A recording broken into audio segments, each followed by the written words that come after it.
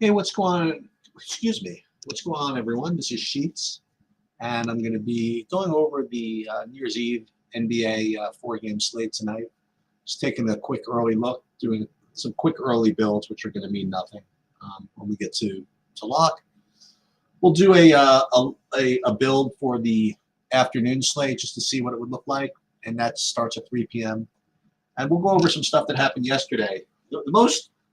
I think the best thing that happened yesterday was I went to the FIDE Blitz championships in New York City, and I hadn't been to a major chess championship since they had the Kasparov versus Anand World Championship Series back in, I think it was 1996, maybe something like that, or 1998. I forget when it was. Nonetheless. It was a great experience. Got to get right alongside the best players in the world, including Magnus and Hans and Hakura and Fabuana and Fabi, among others. Anyway, it was a great day. They really ran a class event. The other thing that happened from a DFS perspective is that we got some good run good.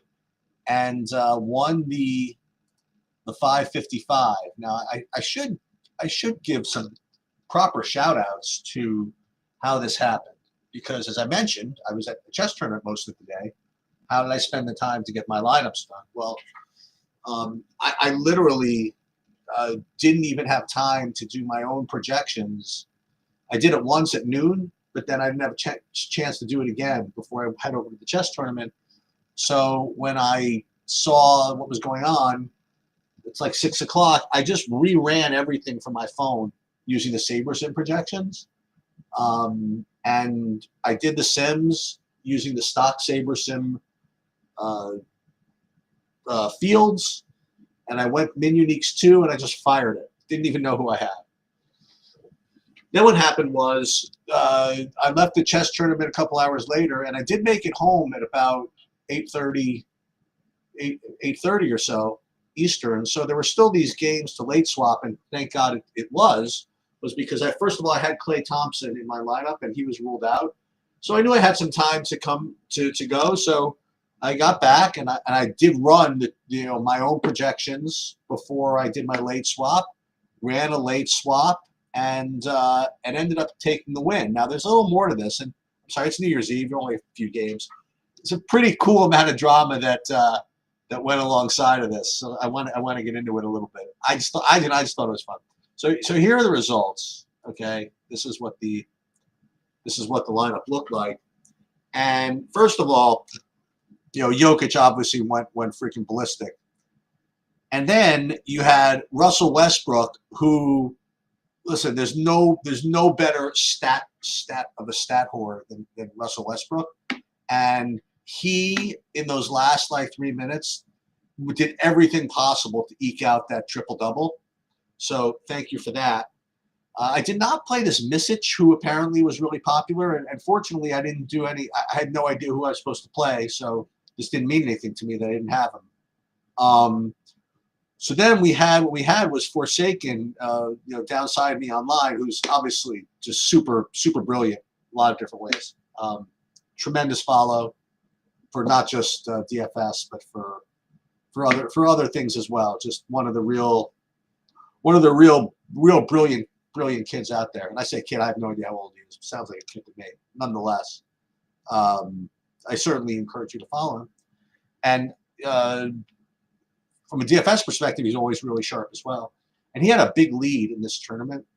He got all his stuff done, and he had Dinwiddie, and I had Dinwiddie as well. And then what happened was I ended up getting the big fourth quarter out of what's his name, Westbrook, and also obviously Jokic. And then all I needed Deni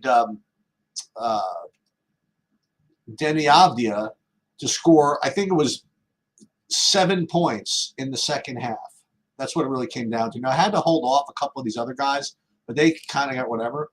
And Deni Avdija, if you look at his stat line, he had 10 turnovers. Okay, and it was so brutal to watch. And that whole third quarter, he got, I think, like 3 or 4 touches. To watch the Blazers play basketball is like literally amazing. Okay. He literally got 3 or 4 touches. And I'm like, oh my God, I'm not even going to get there. And then finally in the fourth quarter, they left him in even during blowout run.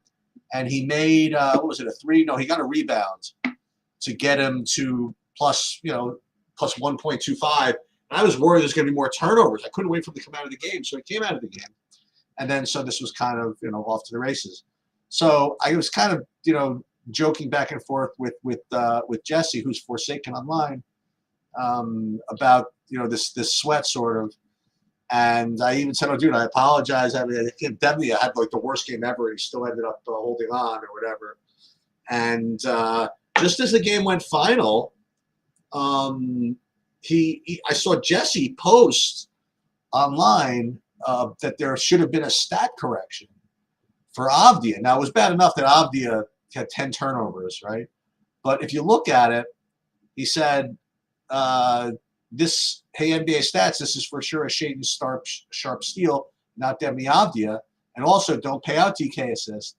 And if you look at this, he's 100% right.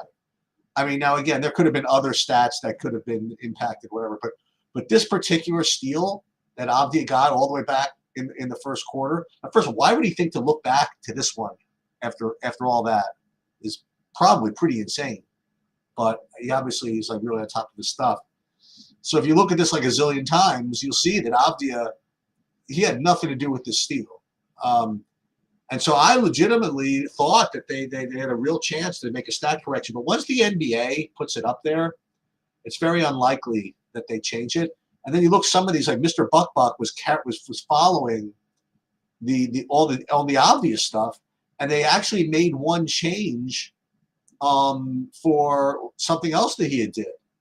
Now, I'm not really up to date on all this stat correction stuff, but apparently they do this, and I got very fortunate that they left it up there, and and that's that. Okay, so what are the lessons? Number 1, always late swap. Number 2, never give up. Don't ever give up. All right, let's talk about today's slate. And again, there's a 3-game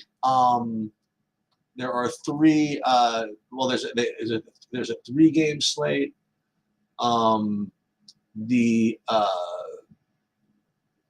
There's a 3-game slate, a 2-game slate at 3 p.m. and then there's a 4 p.m. main slate.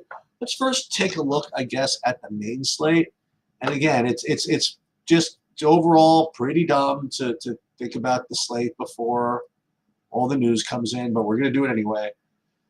There's a 7 p.m., an 8 p.m., and 2 9 p.m. Games. Eastern time, these finish just before New Year's. Flip the clock. So if you're out and you're just getting, if you're not out, if you're home and you want to just sweat some basketball, there's a couple of decent games here.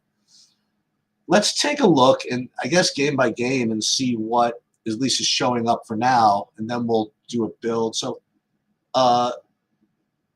for Clippers against San Antonio, and again, we don't know about the. Let's pull up the questionables. Let's see what's questionable here. So first of all, this is the 3 p.m. right? So we'll get back to that one. Let's get to the later games here at least. Chris Paul had a ceiling performance finally. Okay, so San Antonio against Clippers doesn't look like there's anybody who's questionable. And when you sort my stuff by points per dollar, you are getting some Keldon Johnson at 3,500 with a 5.7x projection. So I'd be on the lookout for that. I mean, the majority of the value is going to come later in the Memphis game, I think. But, if you wanted to play something right out of the gate, I mean, Keldon Johnson looks like a really good play. And then I guess Wemby, 11-6 is kind of rough business here. Clippers, though, you have Zubac at 7,700, which is looking very, very strong. And then there's also Harden. Now, when I ran this, at least for the first time now, and when I say run it, what I do is I put the projections in, run 5,000, sim it against the Sabre Sim stock fields, and just kind of just go with it. That's how I start. And right now, I am seeing like 83% Zubac. So take that for what it is. Norm Powell, I'm getting a decent amount of. And it's weird. I'm not. Oh, I am getting the Keldon Johnson. I thought I was going to say that I'm not. But yeah, Keldon Johnson, I'm getting like 60% of him. So from this game right off the bat, I mean, Zubac, Keldon Johnson, and to some degree, I have Vassell still over there. Looks like I'm getting some of that. But Zubac and Keldon Johnson look to be the ones with the most ownership, at least for me. All right, let's go ahead. Minnesota against OKC. Let's go back to, I guess, to here. Take a look at the questionables. I don't really see anything. And with that said, I think Shea at 11,000 is going to project well. 50-point projection looks good enough.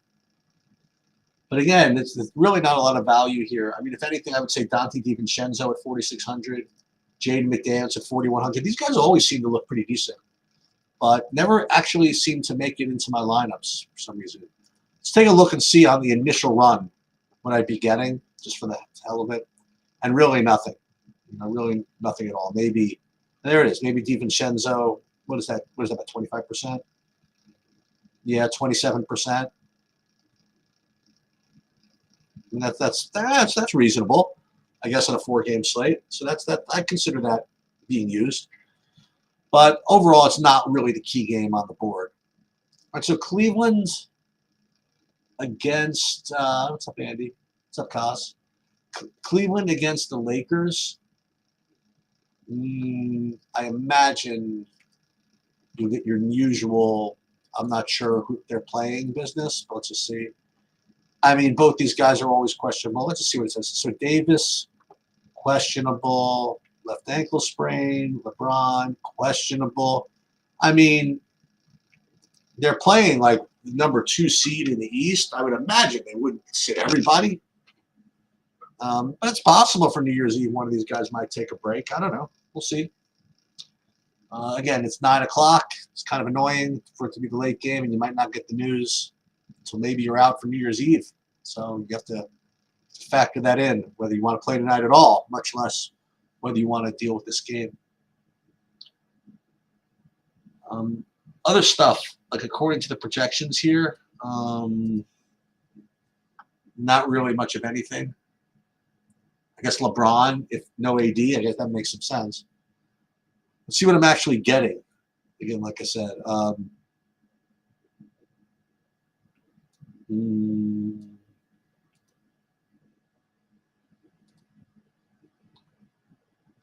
the initial run. Yeah, LeBron, I'm getting what is this, 50%, something like that? 60% LeBron. All right. I mean, it's not the easiest matchup in the world, but I mean, especially if you get no AD, obviously makes it a lot more appealing. So yeah, I'm getting the LeBron. So the game that's really, it looks to be getting all this value is Memphis, and it's a little frustrating because Memphis is pretty deep. I mean, they could play guys, but they have, boy, like everybody is out.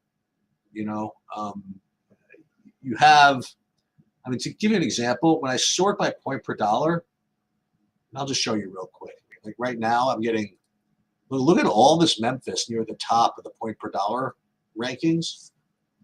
1, 2, 3, 4, 5, 6, 7 of the top, 13 are all from Memphis. So, yeah, I mean, you got to get the, I won't say you got to get them right, but with no Durant, no Morant's, and no, looks like, is Brandon Clark? Is he still even on the team? No Edie. Like all these guys, if you look through it, I mean, the whole is Brandon Clark still on? He is, so he's out too. So everybody is out. So everybody being out is very, very difficult to fade all this stuff. So all 7 of these guys, 1, 2, 3, 4, 5, 6. Cam Spencer even. I was looking. I'm really not getting him, but look at all the exposure I'm getting to all these guys. Like 70% Pippen, 40% Kennard, 40% Huff. So all these guys are just extremely strong. And then Phoenix, you have some real major news about whether Devin Booker plays or not. Right? Like right now, I have him. What do I have him projected as? Do I have him projected as playing? I do, and even still, I'm getting a ton of the Tyus Jones. Now, if in fact, and I'm getting also a bunch of the Mason Plumlee, presuming because Nurkic has remained suspended. So, and obviously Durant.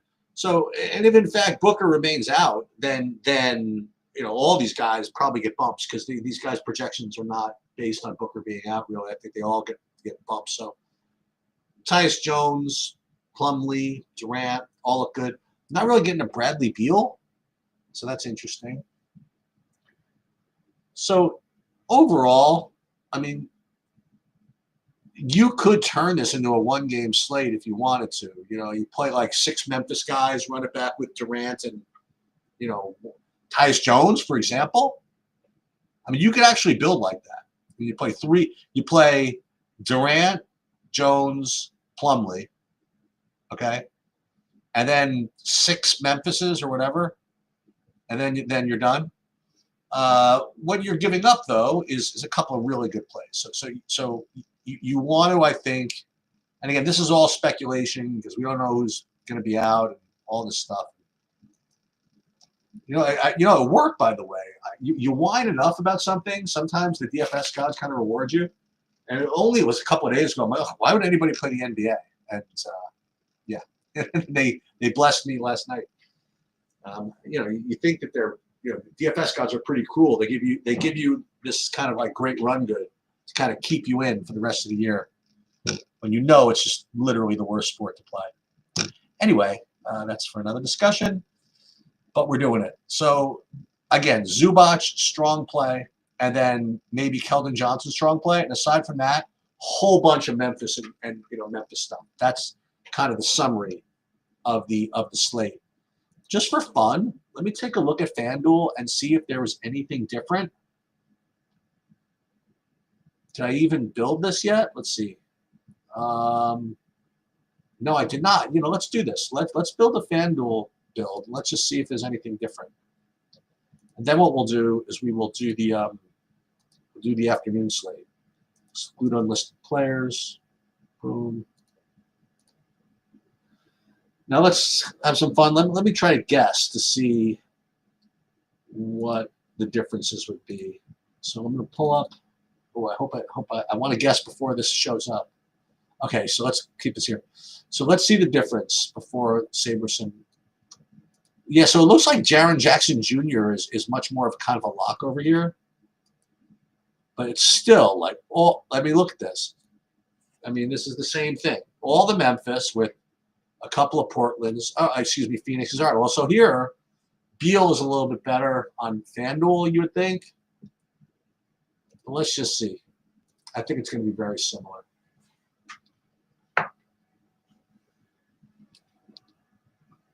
And I definitely don't really care who starts in that Memphis game. I mean, they're going to have to divvy up those minutes. If you look at the spread, is pretty low. I told you this Memphis team is dangerous.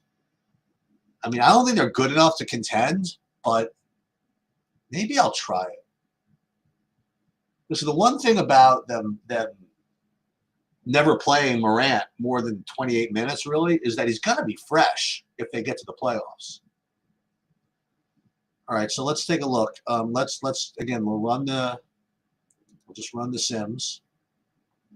We'll see what we get. Look at all this Chris Paul every freaking day. The sell.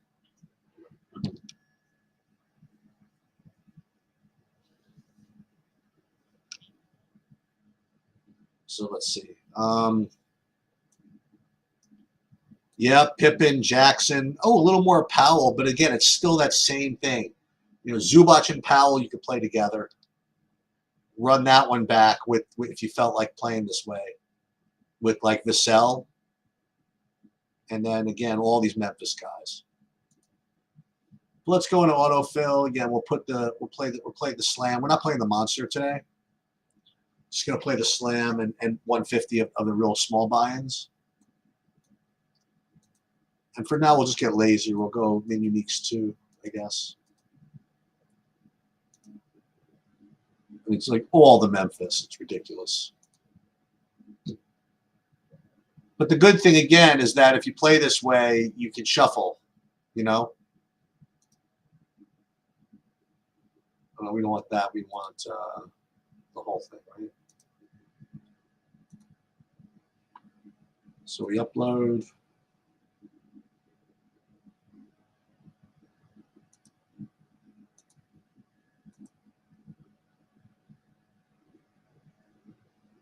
Okay. Right. So let's again, just for more reps, right? I don't have any special projections for the early slate. I got to get back to work here in a minute anyway. It's like last day of the year, and this is good. It's good. It's usually good to do these in the middle of the day because it distracts me from over trading and from overdoing stuff. Such an underappreciated benefit of playing DFS. Right. Anyway,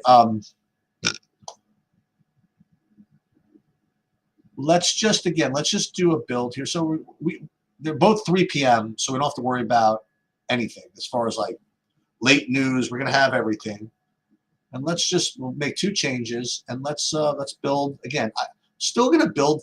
Do I have to build 5,000 lineups? You know, just let's do it anyway. And you do have a pretty big questionable tag in Kristaps Porzingis. But who cares? I mean, we're going to have it, you know, so don't worry about it. And again, you could argue that it's good to talk about this early so you're prepared for it. Okay, fair enough. You have Drew Holiday questionable, and it makes for kind of, you know, filling up the content space to spend an hour talking about what could happen if this guy's out, this guy's out. But the fact is, we'll have everything. The projections will update. We'll be able to run stuff. And you really wouldn't need to have been here at 12, even for the 3 o'clock. But so what I do like to do is at least show you something, you know, that I think is worthwhile. And I think every time I could show you running a build and running sims and messing with techniques and things, I think that at least there's been some value added. Because certainly telling you who's going to be good plays at 3 hours from now when there's 3 huge pieces of news is probably a disingenuous use of space.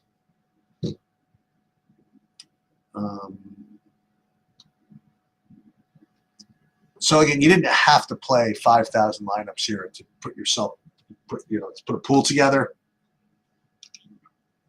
But as long as we're already at 48.40, we'll finish this off.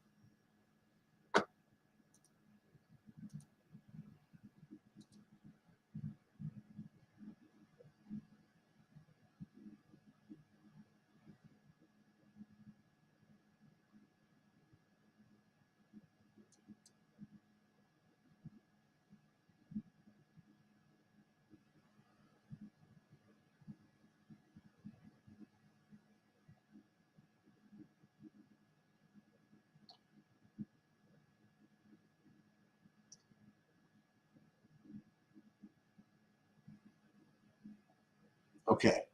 All right. So again, before we run sims, I like to take a look and see what we'd be getting pre-sims.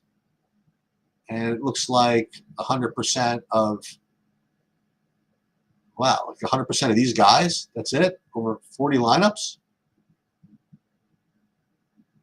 How is that possible? Oh, because that's what's in my lineups right now because I just did a dummy lineup, I guess. Why do I have only 1 lineup here? Hold on. Contest sims. Oh, because it's just the 5,000. All right, let's. It has 40 lineups, but it doesn't list. Oh, here it is. So it'd be 100% Drew Holiday if he's in. So great, great, great, great, great, great insight there, Sheets. So let's sim this again. Just using the Sabre Sim stocks fields, which again those are going to change as well. Once that news comes out, this is under it's under Sabre Sim ownership choices. So we'll do flagship MME, and we'll do this one maybe.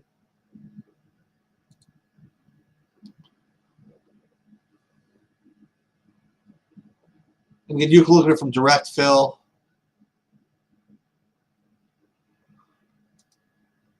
Or we'll put it in the autofill. And again, what this does is it prioritizes these sims in the order that you decide to prioritize them. So it's going to sim against both these contests, but it's going to take whatever lineups are put in that first contest for you out of the pool. So make sure that you know what you want to prioritize. So let's download these first. We didn't do any min unique things.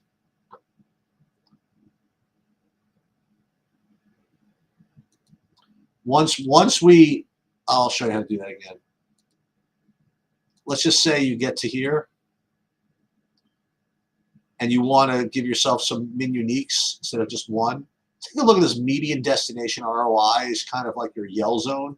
So like once you go min uniques, it yells at you a little bit. Oh, look at that. It increased when I went more, and then it went down a lot. So it looks like this is a nice sweet spot for min uniques 2 here. Pretty interesting.